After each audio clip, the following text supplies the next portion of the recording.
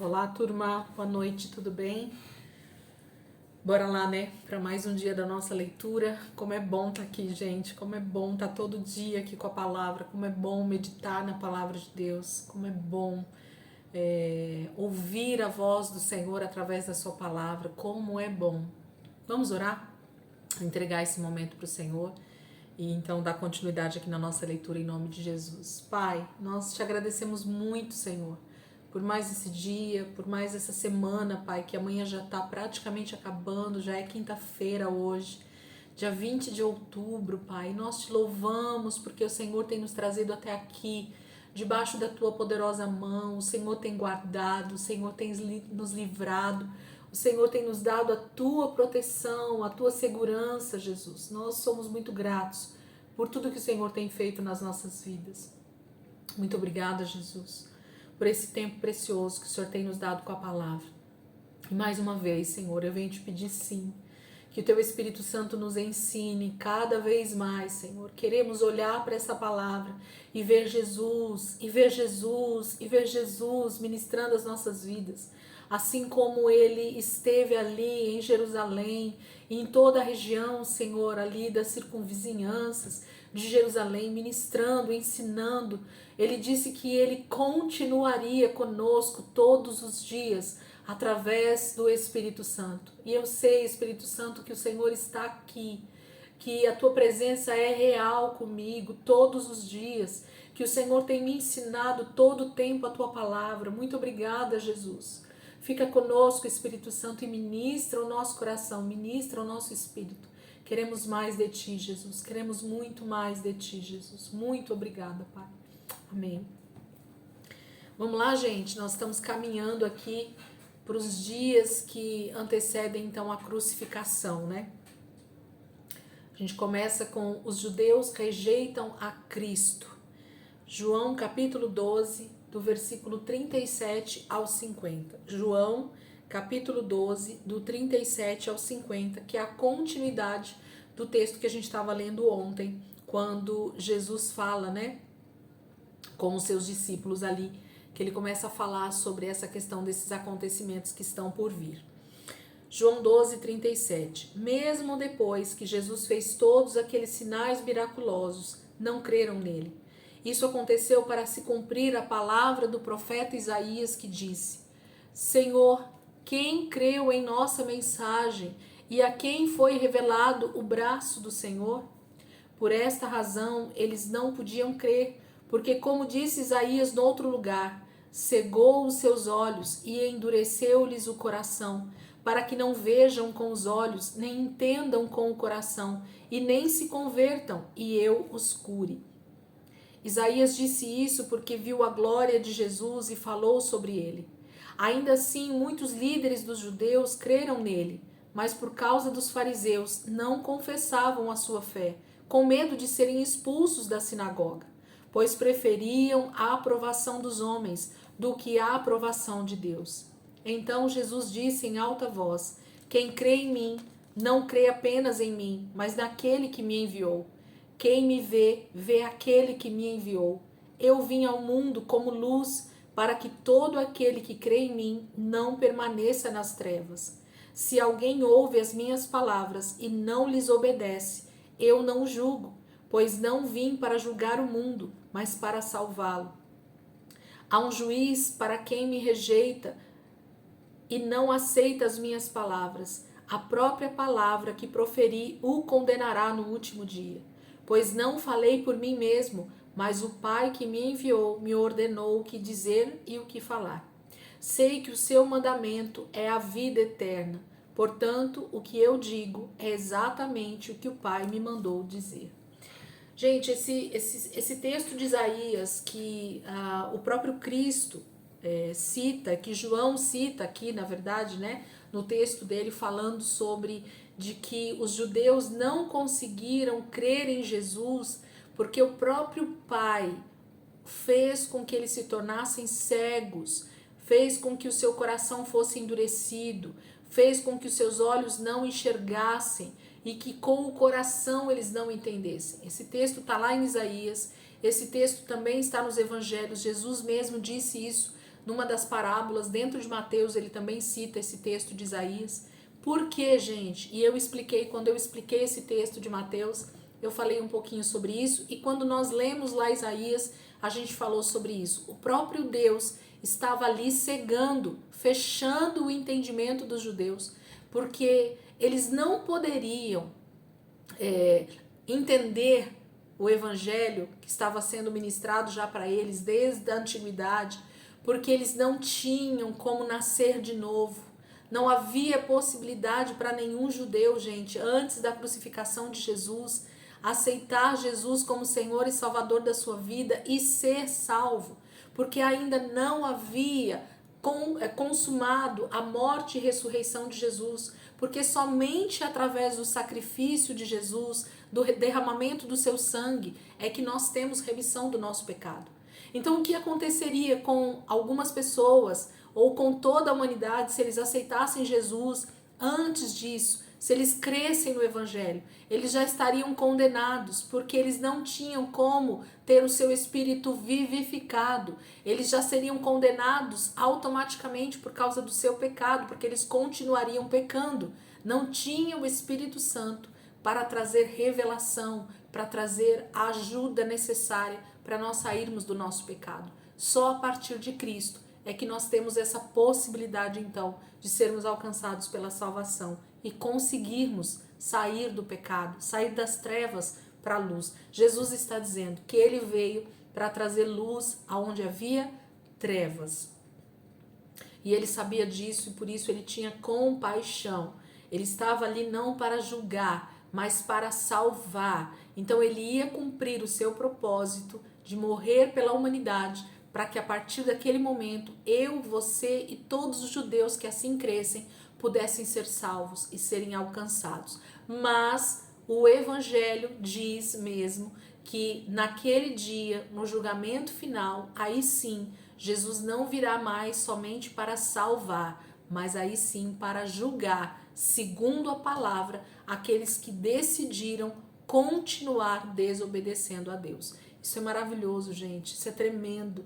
Saber que Deus tem misericórdia de toda a humanidade até a volta de Jesus. A compaixão de Deus, as misericórdias do Senhor, elas se renovam todas as manhãs. Até quando? Até a volta de Jesus. No dia em que Jesus voltar para consumar todas as coisas, para trazer então juízo sobre a terra, aí sim não haverá mais tempo para esse momento de arrependimento. Nós seremos julgados segundo a nossa procedência, porque agora sim há salvação para todo que busca, né? Que decide então viver uma vida de santidade. O dia anterior à crucificação, a Páscoa, né? Os preparativos para a Páscoa, a festa da Páscoa estava sendo preparada naquele ano, naquele mês de Nissan, como todos os outros anos anteriores, e Jesus participava dessa Páscoa anualmente junto com todos os judeus, mas esse era o tempo oportuno que Deus havia decretado para que o seu filho então fosse o Cordeiro Pascal. Preparativos para a Páscoa. Nós estamos aqui numa quinta-feira, 14 de abril de 29 depois de Cristo. Então nós estamos exatamente no 14º dia do mês de Nissan, que é o primeiro mês judaico, onde a Páscoa é iniciada, os preparativos para a Páscoa, para a real Páscoa dos judeus. Mateus 26, versículo 17, 18 e 19. No primeiro dia da festa dos pães sem fermento, os discípulos dirigiram-se a Jesus e lhe perguntaram: onde queres que preparemos a refeição da Páscoa? E ele respondeu dizendo que entrassem na cidade, procurassem um certo homem e lhe dissessem: o mestre diz, o meu tempo está próximo, vou celebrar a Páscoa com meus discípulos em sua casa. Os discípulos fizeram como Jesus os havia instruído e prepararam a Páscoa. O mesmo texto em Marcos, capítulo 14, versículo 12 ao 16. No primeiro dia da festa dos pães sem fermento, quando se costumava sacrificar o cordeiro pascal, os discípulos de Jesus lhe perguntaram: aonde queres que vamos e te preparemos a refeição da Páscoa? Então ele enviou 2 de seus discípulos, dizendo-lhes: entrem na cidade, e um homem carregando um pote de água virá ao encontro de vocês. Sigam-no e digam ao dono da casa em que ele entrar. O mestre pergunta: onde é o meu salão de hóspedes, no qual poderei comer a Páscoa com meus discípulos? Ele lhes mostrará uma ampla sala no andar superior, mobiliada e pronta. Façam ali os preparativos para nós. Os discípulos se retiraram, entraram na cidade e encontraram tudo como Jesus lhe tinha dito e prepararam a Páscoa. O mesmo texto está lá em Lucas 22, do versículo 7 ao 13. Finalmente, chegou o dia dos pães sem fermento, no qual devia ser sacrificado o cordeiro pascal. Jesus enviou Pedro e João, dizendo: vão preparar a refeição da Páscoa. Onde quer que a preparemos? Perguntaram eles. E ele respondeu: ao entrarem na cidade, vocês encontrarão um homem carregando um pote de água. Sigam-no até a casa em que ele entrar e digam ao dono da casa: o mestre pergunta: onde é o salão de hóspedes, na qual poderei comer a Páscoa com os meus discípulos? Ele lhes mostrará uma ampla sala no andar superior, toda mobiliada. Façam ali os preparativos. Eles saíram e encontraram tudo como Jesus lhe tinha dito. Então prepararam a Páscoa. Então tá claro que para nós, inicia-se então esse processo de realmente a festa da Páscoa, dessa época em que eles passavam agora 7 dias não comendo pão com fermento, passando esse tempo dessa preparação do cordeiro, dessa refeição onde eles lembravam da saída do Egito. A Páscoa é a lembrança dessa saída do Egito, desse resgate de Deus ao povo de Israel, em que eles comiam o cordeiro, ervas amargas e pão sem fermento. Então essa era, e o vinho, também, a bebida. Então eles tinham toda essa preparação de uma festa chamada Páscoa, em que eles lembravam da sua saída do Egito, da libertação que Deus havia dado ao povo de Israel da escravidão. Então, anualmente, eles faziam isso desde a época da saída do Egito. Até na saída do Egito foi a primeira Páscoa. E Jesus nesse ano, então, exatamente nesse ano aqui, aproximadamente 29 depois de Cristo, ele celebra a Páscoa com os seus discípulos, e essa é a última Páscoa nesse modelo, dessa forma, tendo um animal como um sacrifício no lugar desse cordeiro. E daqui um dia, 2, 3, ele seria o cordeiro que estaria no madeiro, sendo então sacrificado, crucificado, para que esse cordeiro sem mácula, sem pecado, fosse então a redenção de toda a terra, a libertação de toda a terra. O traidor é identificado. Mateus 26, do versículo 20 ao 25.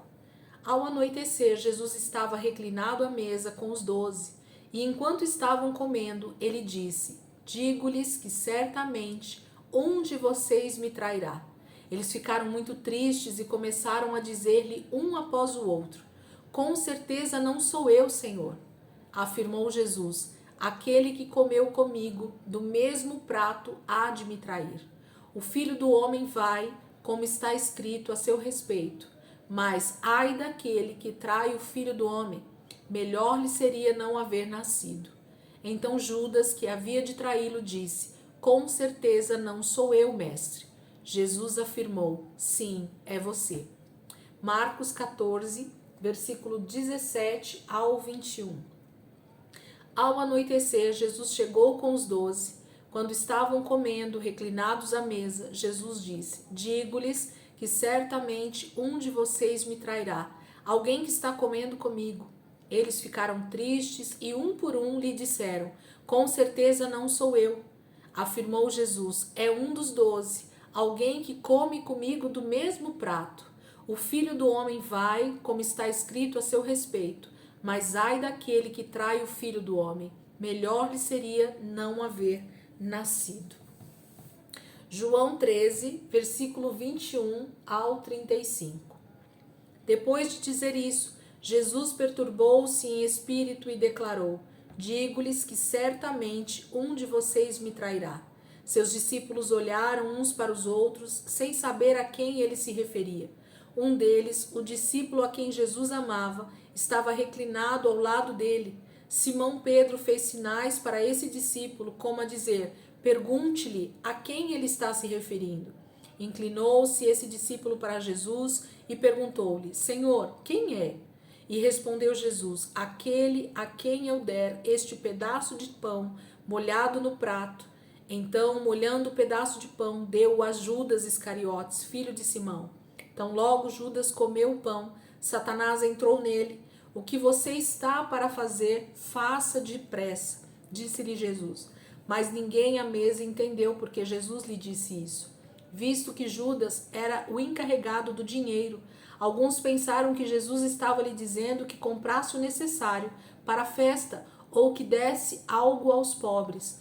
Assim que comeu o pão, Judas saiu e era noite. Depois que Judas saiu, Jesus disse: agora o Filho do Homem é glorificado e Deus é glorificado nele. Se Deus é glorificado nele, Deus também glorificará o Filho nele mesmo e o glorificará em breve.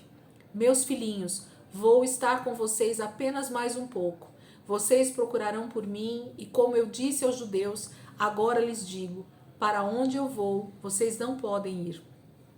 Um novo mandamento lhes dou: amem-se uns aos outros, como eu os amei. Vocês devem amar-se uns aos outros. Com isso, todos saberão que vocês são meus discípulos, se vocês se amarem uns aos outros. Gente, que tremendo! Eu falo que a palavra de Deus ela é tão confrontadora, mas ao mesmo tempo tão consoladora, tão transformadora por si só, né? A palavra de Deus ela é poderosa.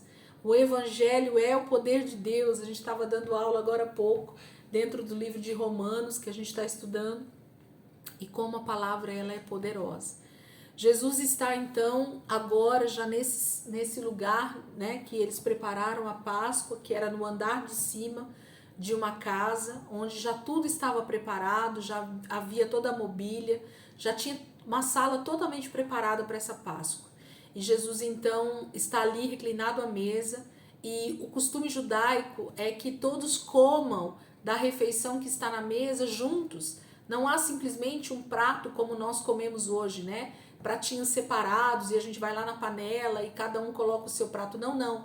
A comida era servida em pratos maiores e cada um colocava a sua mão ali no prato mesmo, e num pratinho menor às vezes tinha como se fosse um molho, ou como se fosse alguma sopa, alguma coisa que eles iam molhando ali o pão, ou naquele molho, e eles iam comendo o que eles tinham de refeição. Então, tanto o animal que era ali feito, né, assado ou cozido, nesse caso assado, que era a Páscoa, o pão sem fermento, que era o pão asmo, né, que eles chamam, que é aquele pão bem fininho, sem fermento, o vinho,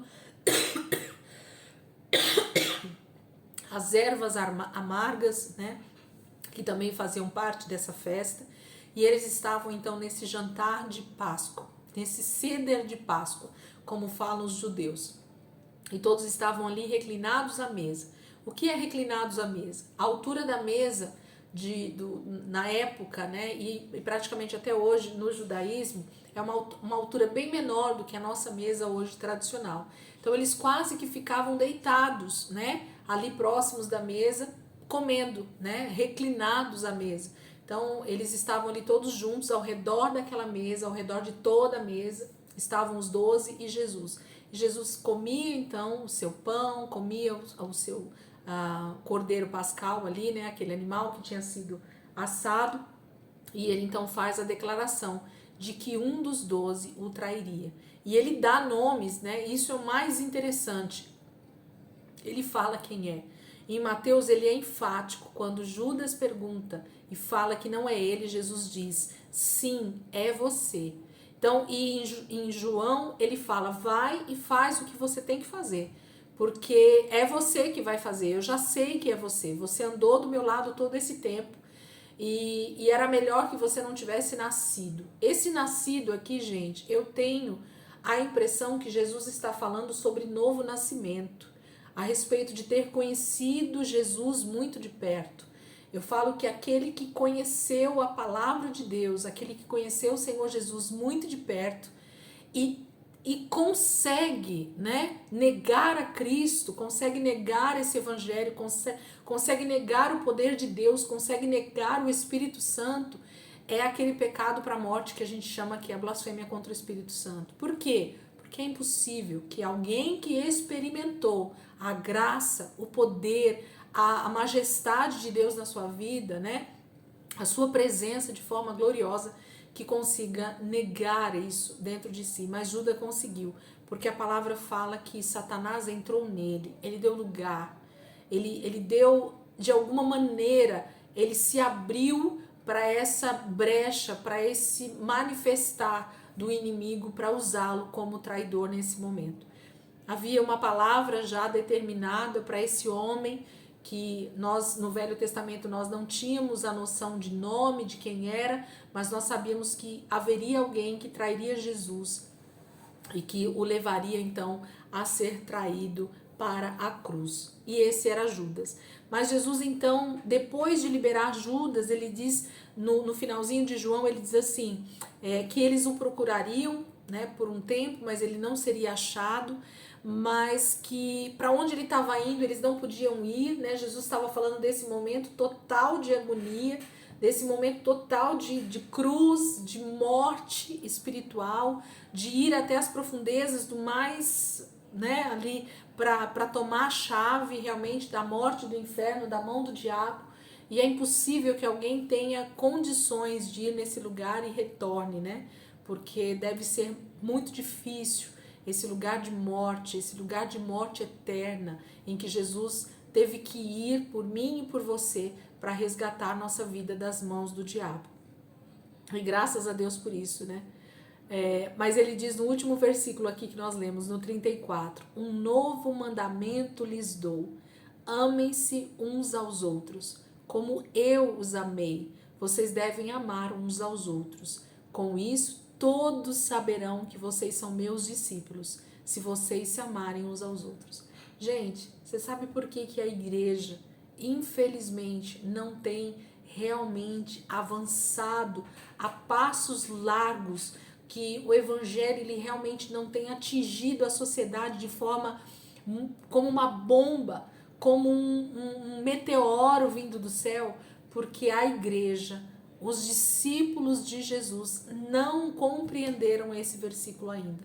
A maioria de nós ainda não compreendeu que para nós sermos discípulos de Jesus e para que o mundo nos reconheça como esses discípulos, nós precisamos amar uns aos outros. E com isso, termos a coragem, inclusive, de amar como Jesus amou.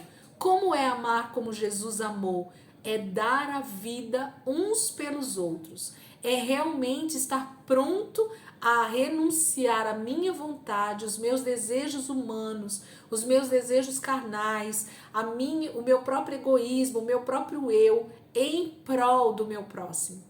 Então Jesus diz assim, existe uma receita, eu estou dando a minha vida em prol de vocês, em prol da humanidade, para que eu tenha comunhão com vocês, para que eu esteja com vocês na eternidade. Façam o mesmo. Sejam capazes de ser meus discípulos e de então amar uns aos outros como eu vos amei. Então, é tão simples, mas é tão difícil, é tão poderoso, mas é tão difícil de nós entendermos esse mandamento que Jesus dá e que não é novo no sentido de novidade. Mas Jesus está dizendo assim, a partir de hoje existe uma capacitação que vai vir do meu próprio Espírito para vocês amarem uns aos outros, mas amar como eu amei, tendo condições de sim entregar a própria vida uns pelos outros. Isso é amar como Jesus amou, isso é ser discípulo de Jesus e mostrando para o mundo como é ser discípulo. Por que nós somos reconhecidos? Porque nós nos amamos. Mas a igreja ainda não aprendeu a amar uns aos outros. Eu amo o meu parente que está do meu lado, eu amo meu irmão em Cristo que congrega na mesma igreja que eu, e dependendo, né, na verdade, se ele participa da minha rodinha ou não. Eu amo as pessoas que me favorecem, eu amo só as pessoas de melhor condição financeira, eu amo somente as pessoas que me ajudam de alguma forma, mas aqueles que estão mais longe de mim, aqueles que não me favorecem em nada, aqueles que eu não vejo que é do meu grupo, ou eu não vejo que faz aquilo que eu gosto, então não, é difícil de amar. Então o mundo jamais vai conseguir nos ver como discípulos de Jesus, porque nós não temos sido o reflexo da glória de Deus na humanidade. A igreja seria uma bomba atômica no meio da sociedade se ela fosse o que Cristo está dizendo aqui para nós sobre esse novo mandamento. E mais engraçado, amor não é um sentimento, amor é um mandamento, é uma ordem, né? É um verbo, é uma ação que deveria ser então feita por nós diariamente, e eu me incluo nisso. A instituição da ceia do Senhor. Mateus 26, do versículo 26 ao 29. Enquanto comiam, Jesus tomou o pão, deu graças, partiu e o deu aos seus discípulos, dizendo: tomem e comam, isto é o meu corpo. Em seguida, tomou o cálice, deu graças e o ofereceu aos discípulos, dizendo: bebam dele todos vocês. Isto é o meu sangue da aliança que é derramado em favor de muitos para perdão de pecados. Eu lhes digo que de agora em diante não beberei desse fruto da videira, até aquele dia em que beberei o vinho novo com vocês no reino de meu Pai. Marcos capítulo 14, versículo 22, 23 e 24.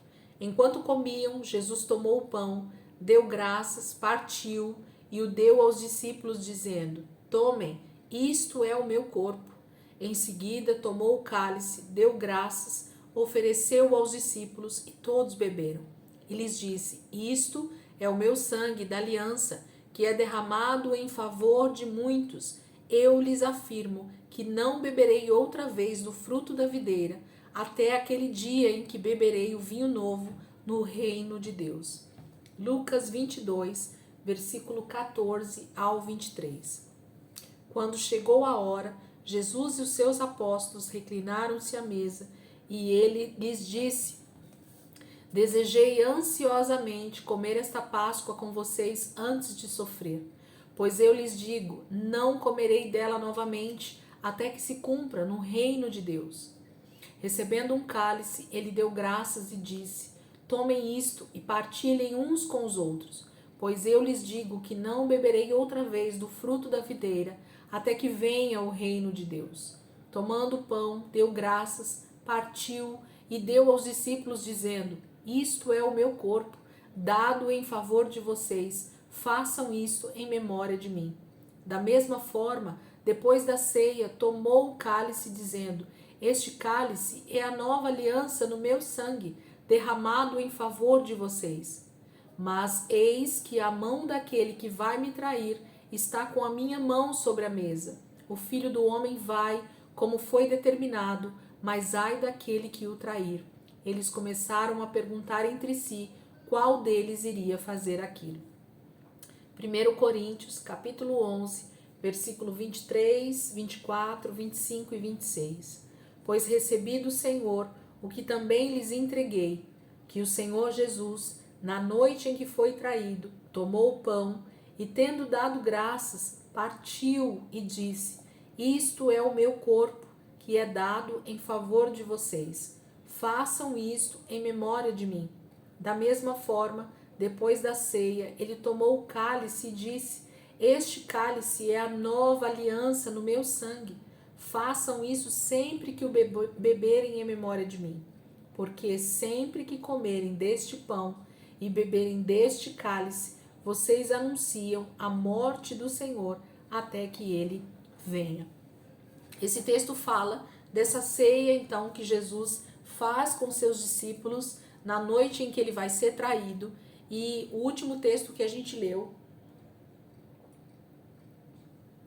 é o texto que Paulo envia dentro da carta aos Coríntios, passando para eles a mensagem que ele recebeu, de que esse momento era para ser lembrado todos os dias, todos os anos, todos os meses, todo momento que eles pudessem estar em comunhão entre discípulos, como igreja, como corpo de Cristo. Eles deveriam então se lembrar que eles só poderiam estar ali naquele momento de comunhão por causa da morte de Jesus, por causa dessa crucificação, por causa dessa traição que houve através de Judas Iscariotes, por causa da entrega de Jesus em favor de toda a humanidade.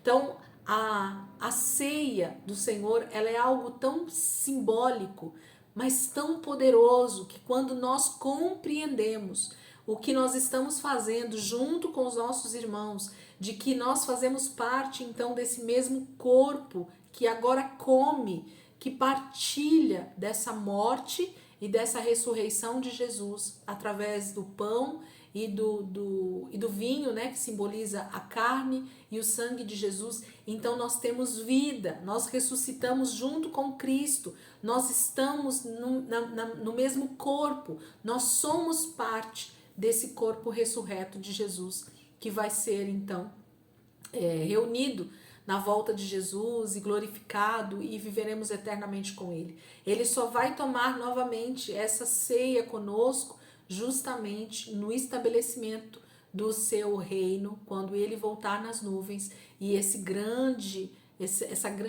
banquete então for colocado diante de nós, como aqueles que foram redimidos, lavados, que buscaram realmente esse processo de santificação para estar com o Senhor e tomar essa ceia então no seu reino. Ele vai beber novamente desse vinho novo, não mais nessa terra corrompida pelo pecado, mas no seu reino que vai ser estabelecido nessa terra. E nós vamos fazer parte disso.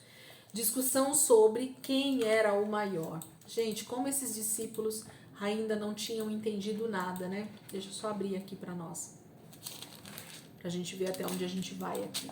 Peraí que eu não marquei.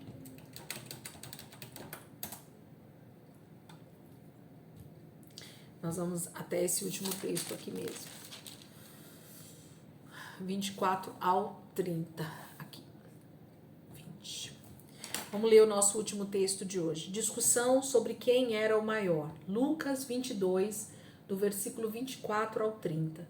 Surgiu também uma discussão entre eles, acerca de qual deles era considerado o maior. E Jesus lhes disse: os reis das nações dominam sobre elas, e os que exercem autoridade sobre elas são chamados benfeitores. Mas vocês não serão assim. Ao contrário, o maior entre vocês deverá ser como o mais jovem, e aquele que governa como o que serve. Pois quem é maior, ou o que está à mesa, ou o que serve? Não é o que está à mesa, mas eu estou entre vocês como quem serve. Vocês são os que têm permanecido ao meu lado durante as minhas provações, e eu lhes designo um reino, assim como meu Pai o designou a mim, para que vocês possam comer e beber à minha mesa no meu reino e sentar-se em tronos, julgando as 12 tribos de Israel. Jesus dá uma lição poderosa e ele já fala de coisas futuras, de questões escatológicas aqui nesse versículo. Eles discutem entre si de quem seria o maior, né, entre eles, quem era o discípulo mais amado, de quem era o mais, que seria o que governaria sobre eles. E Jesus diz: não, isso já existe nessa terra, essa questão de querer autoridade, de querer domínio, de querer poder, nada disso é o que vocês devem desejar. Por quê? Porque na verdade o exemplo eu já dei aqui para vocês, de que eu, sendo o maior de todos, decidi servir vocês. Enquanto nós estivermos, gente, nessa terra, comissionados por Deus para fazer esse ide, para levar o evangelho a todas as nações, para cumprir esse ide que Jesus deu para nós, nós estamos nessa terra como simples servos. Lembra do servo dos talentos? Lembra das outras parábolas que Jesus fala para nós, como é comparado o reino de Deus? Então nós estamos aqui simplesmente para servir o reino de Deus, para servir os nossos irmãos. Esse é o nosso papel hoje, como servos de Cristo. Agora, Jesus nos dá uma dica poderosa. Enquanto vocês estiverem nessa era, nesse tempo, até a minha volta, vocês serão tidos como servos. Vocês servirão a todos. O que se achar o maioral, o que tiver a maior posição no reino de Deus nessa era, é o que mais vai servir. Agora, na eternidade, na minha volta, aí sim, aqueles que serviram em honra aos seus irmãos, aqueles que fizeram com que o meu chamado fosse realmente cumprido de verdade entre os seus irmãos, entre aqueles que estão com você, aí sim, vocês então vão se sentar na minha mesa, no meu reino, e vocês vão estar como juízes, julgando as 12 tribos de Israel. Então Jesus dá um spoiler, né? Como a gente diz nos dias de hoje, poderoso, de que se nós decidirmos servir o reino de Deus em amor, entendendo que o nosso papel hoje é ser servos de Cristo, nós temos um Senhor sobre nós, mas um dia nós teremos um rei e nós governaremos com ele sobre a terra, porque nós decidimos hoje ser servos como ele foi servo, mas ele vai voltar e ele vai voltar como o rei de toda a terra e ele vai ter então pessoas ao seu lado, sentados em tronos, governando toda a terra junto com ele, porque ele vai precisar desses governos, né, junto com ele para reger a terra em autoridade. Amém? Gente, Deus abençoe. Amanhã a gente vai continuar aí dentro desses acontecimentos que antecedem a entrega de Jesus, a sua traição mesmo ali no Getsemane, né? Onde Judas entrega Jesus e tudo mais. A gente vai continuar a partir de amanhã, se Deus quiser, tá bom? Deus abençoe a vida de vocês aí. Se Deus quiser, amanhã a gente está aqui de volta para a glória do Senhor. Amém? Deus abençoe.